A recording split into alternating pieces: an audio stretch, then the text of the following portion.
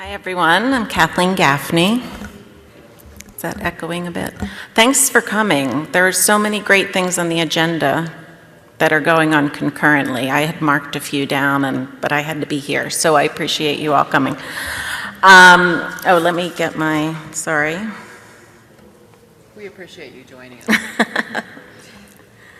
Okay, so just a little bit about me. I've worked on the commercial publishing side of the business in publishing role where I'm managing P&Ls, managing relationships with societies, negotiating contracts with societies, a variety of companies there that you can see. I did that for about 20 years, and since 2014, I have been on my own as a consultant. Most of my clients now are societies, so societies across STM. My background is mostly side, but for what I do, the subject matter doesn't matter a whole lot. But I wanted to share with you, both from my commercial publishing perspective and as a consultant, what I see as ways that the editorial and publishing team can work more closely with the sales team. And I'm not in slide mode here. Okay. So a few ideas and tips. So I think there's probably more editorial and publishing folks than sales folks in this room. But engage the sales team, bring them into meetings, into strategic planning meetings, whether they're internal or external, with your customers, with your societies. It's also really important to keep them informed and educate them about any nuances with the society, a little bit, what the society is about, what kind of personality they have as an organization, what they might be sensitive to or not.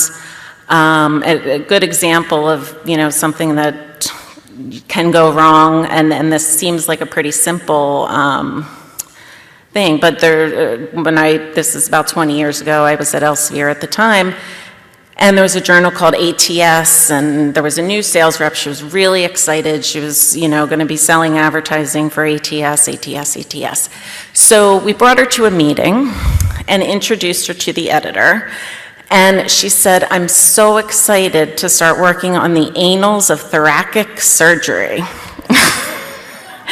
And the editor said, "Who is this person and why is she talking about my journal? And I want nothing to do with her."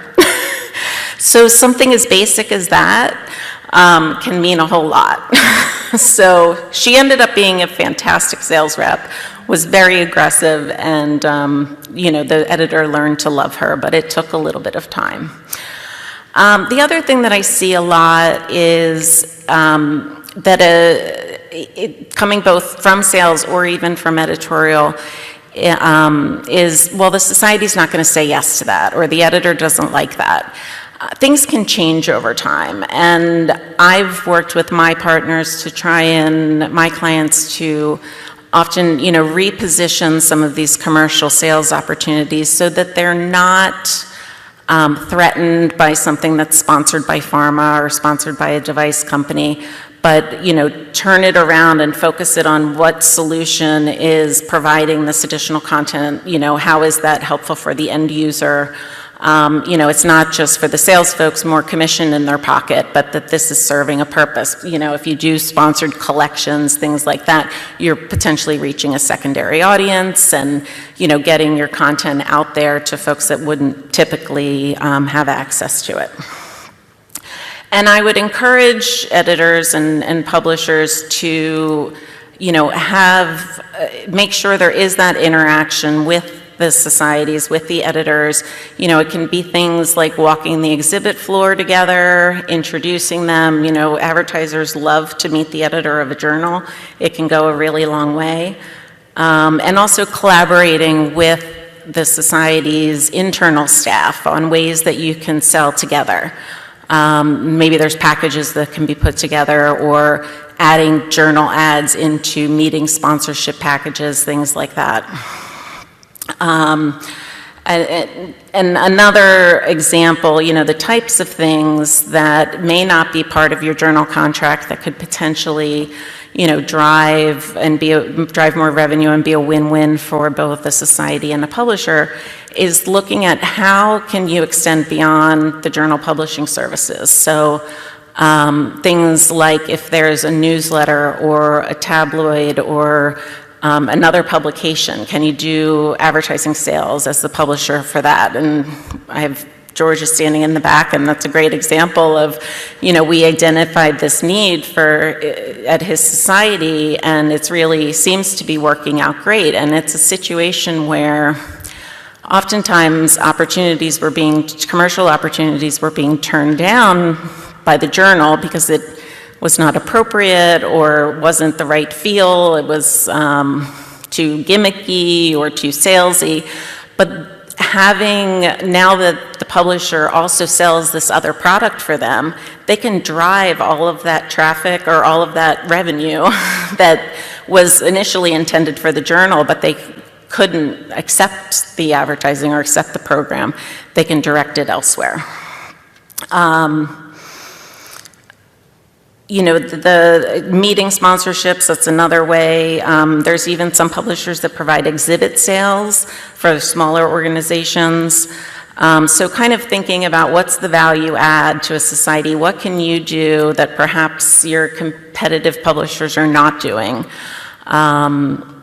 you know, to add value to the relationship. And I think that's especially important, particularly when you're renewing journals. And I say here, you know, collaborate with your sales partners now.